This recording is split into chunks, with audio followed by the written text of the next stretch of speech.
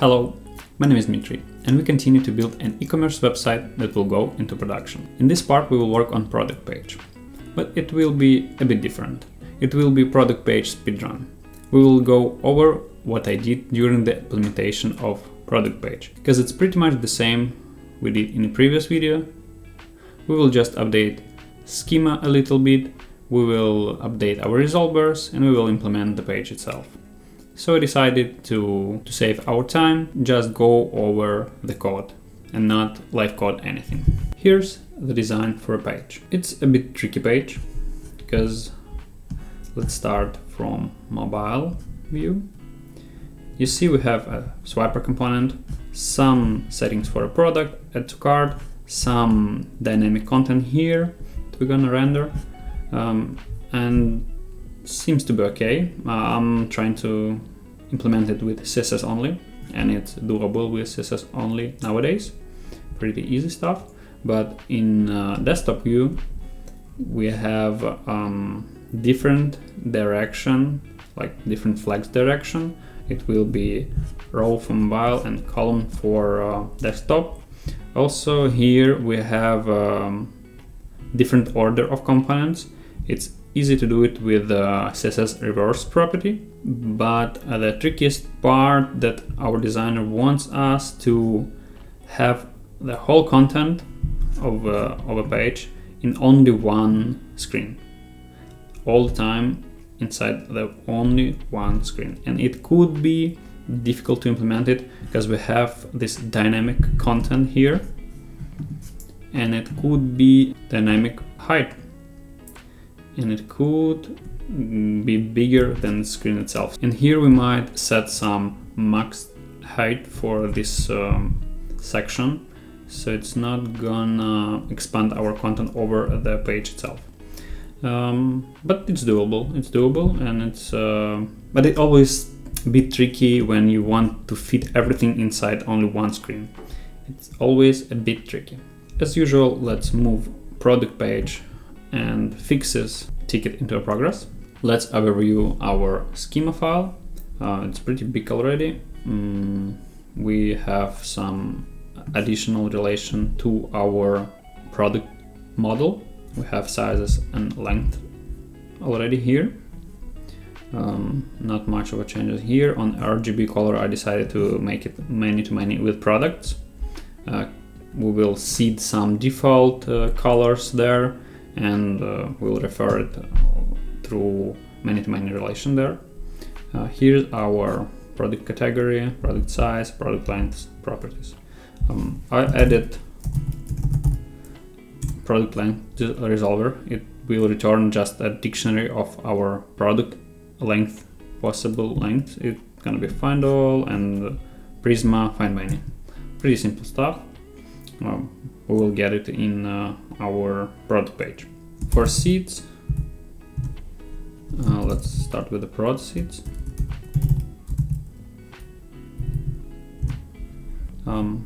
That's all we got for production. We will have some product categories in prod database. We will have product sizes, and we will have some colors. We will update colors soon, I guess. But for now, we have black, gray, beige, white, blue colors, and we'll have some colors there. And that's a default product length. It will be regular, tall, petite, pretty basic stuff. And for develop database, I updated it a little bit. So product now have categories, sizes on it, available colors right on product. As for seed script, I added here a color map, length map, and I deleted here some section. So you better pull code from remote branch to keep it in sync. And let's check what we got on the front end side. That's how it looks at the moment. We have our swiper with the product images, and what styles are we having on it. For a wrapper itself, on mobile view, we're not having much of styles, but for swiper, we have some scroll behavior, we have it overflow on horizontal, we have a scroll snap. So it means anytime you move your slide, it should be centered. Pretty powerful stuff on CSS side. And we actually pull our component outside of page wrapper by doing a negative margin, as you see here, negative margin. So user can understand that it have something that behind the screen. But if you will remove it, it's actually not. It actually right here, but we do it look alike. We render something off screen, and it looks better. So nice that we have it in CSS, in plain CSS. We don't need any JavaScript libraries for our swiper. Here we can specify size, length, and a color of a product and add it to cart. But if we're not gonna specify it and we'll try to add it to cart, we have a bit of validation on it. I'll show it in a moment. And we should fix that by selecting size and add it to cart. We will implement cart in next video. And here we got our dynamic content. That's actually plain HTML that we store on database on product description property. It's in Schema, product model,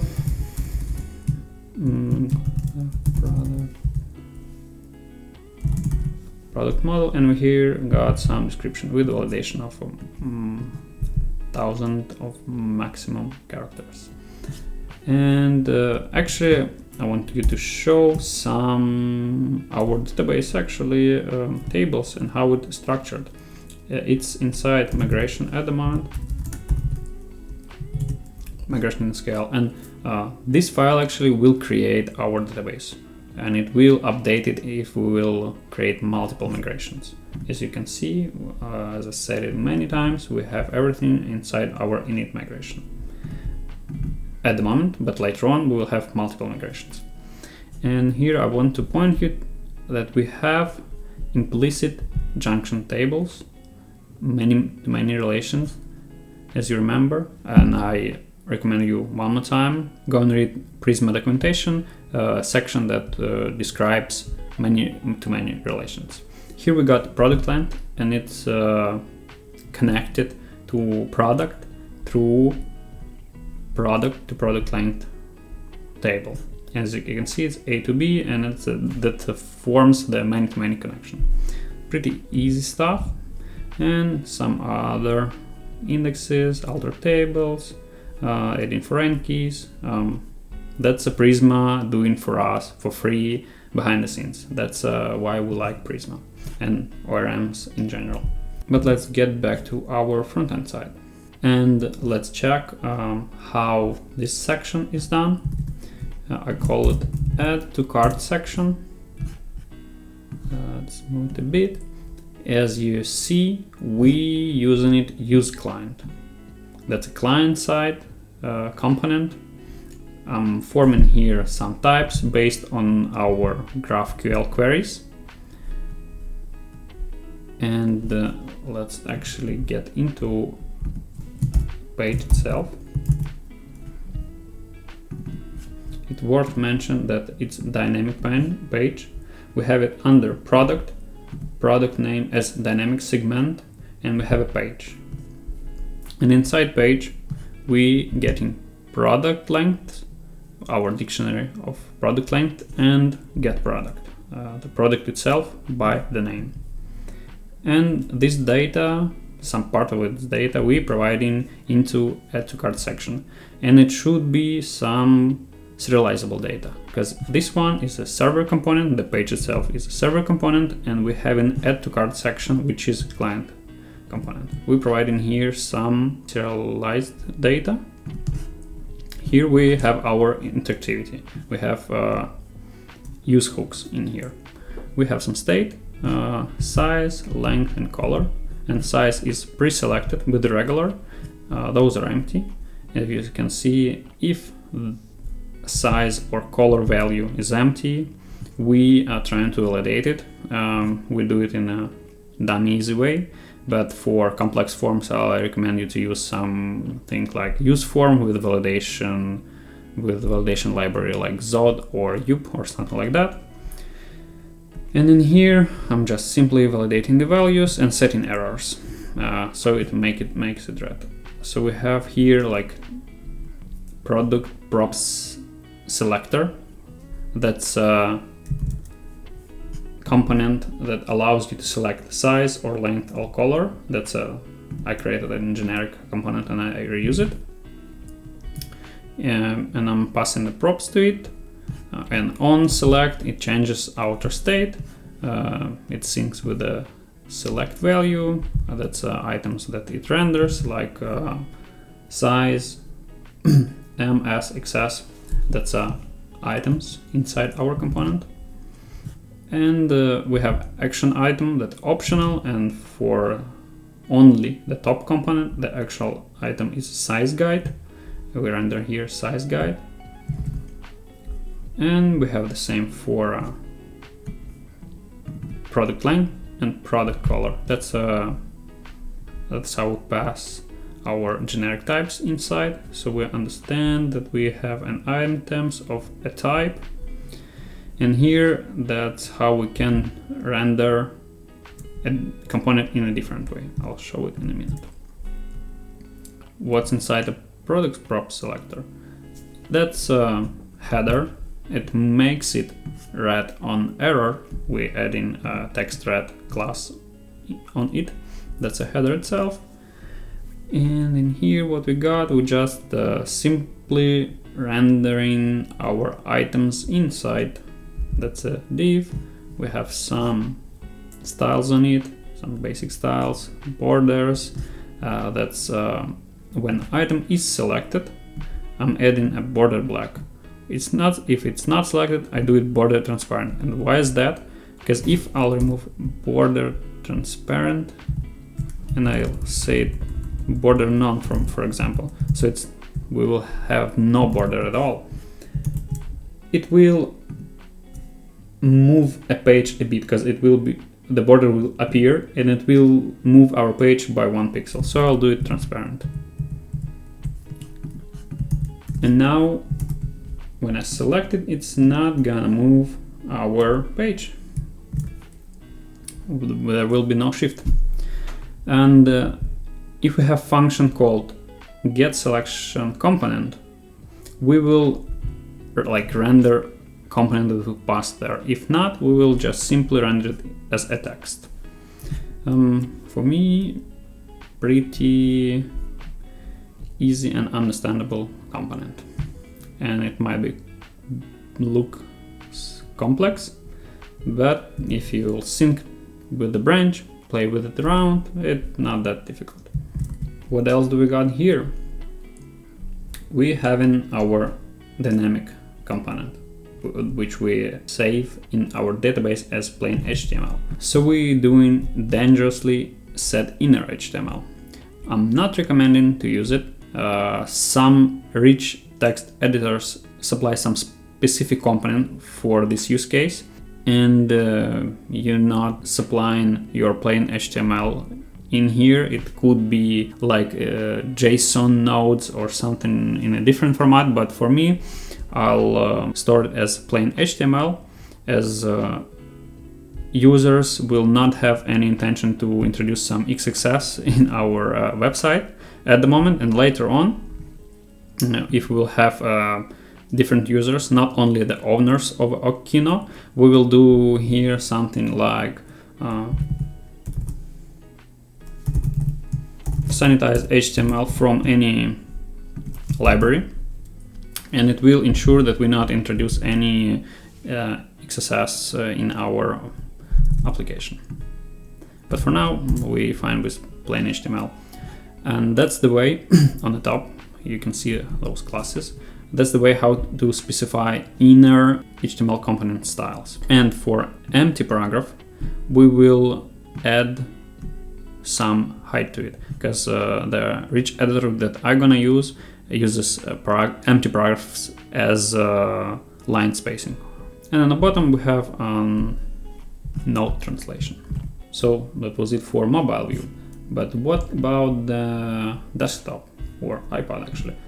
iPad, the same as mobile actually, pretty the same stuff. iPad Pro, the same stuff. Let's rotate it, and that's desktop view. As you see horizontally, it's not the best look, I guess. An image could be bigger. We might work on it, might not. I'm not sure about it because, as I said, the stuff with the responsiveness, and especially responsiveness when you want to fit everything inside one screen, could be tricky a bit. For small laptop, as you see, we're almost occupying all the space, all the given space, and that could be a problem. For medium, we're pretty fine, and for HD screen, we're good. How we do it for desktop? As you see, we having already a bunch of stuff on the components wrapper. We have like left and right components, and wrapper we using a grid to make 2 columns, and we have plate columns here, so it makes it specific size.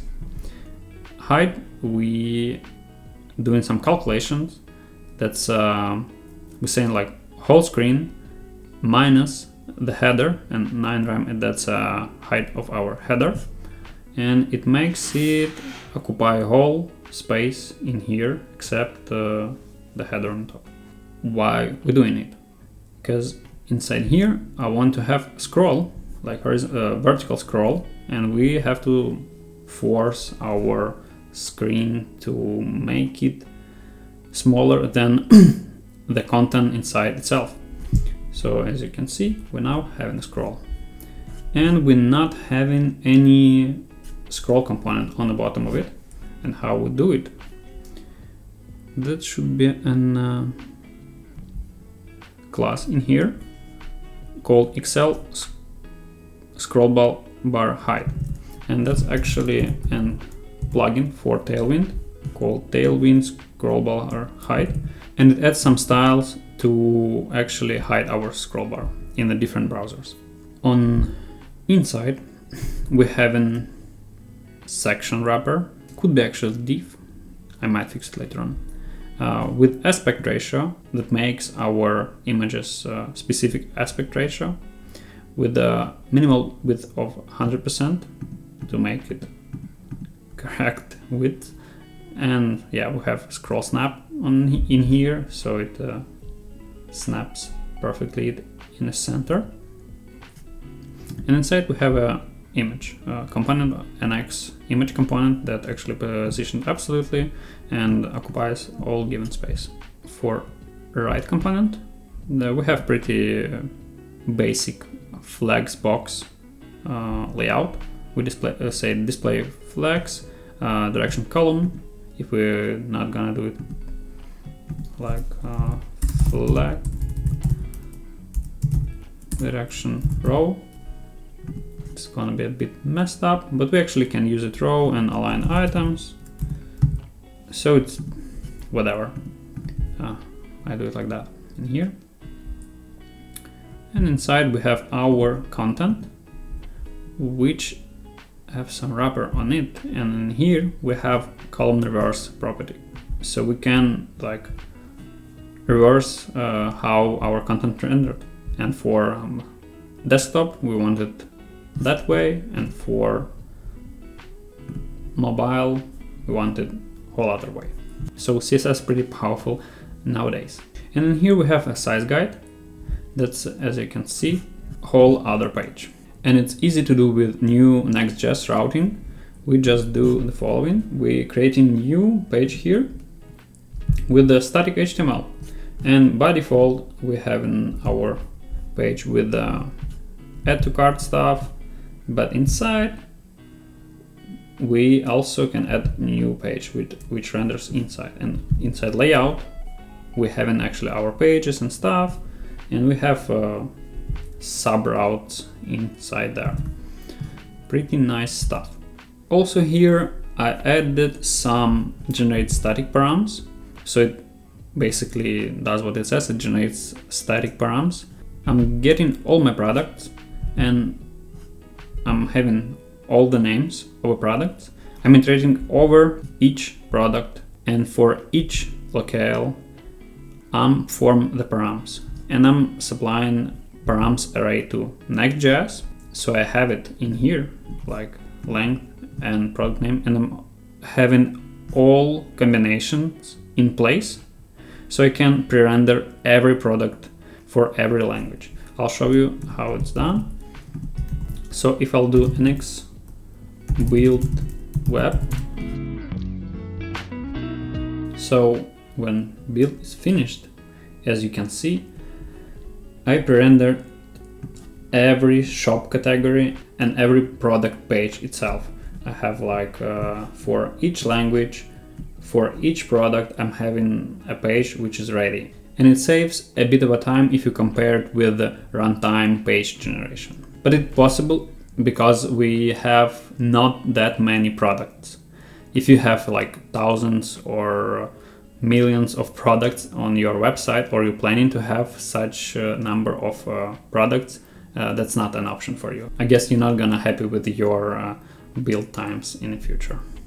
So as you can see, I have modified plenty of components here and there, but it was pretty much only small changes in here, so that's why I'm not covering every change that I did. You can just sync it with the branch that I'll create right now. I call feature product page plus fixes. Oops, fixes, and we will verify that. So we're good. Now commit and push. So that was it for today's video. If you like it, hit like and subscribe, and I'll see you in the next one. Bye.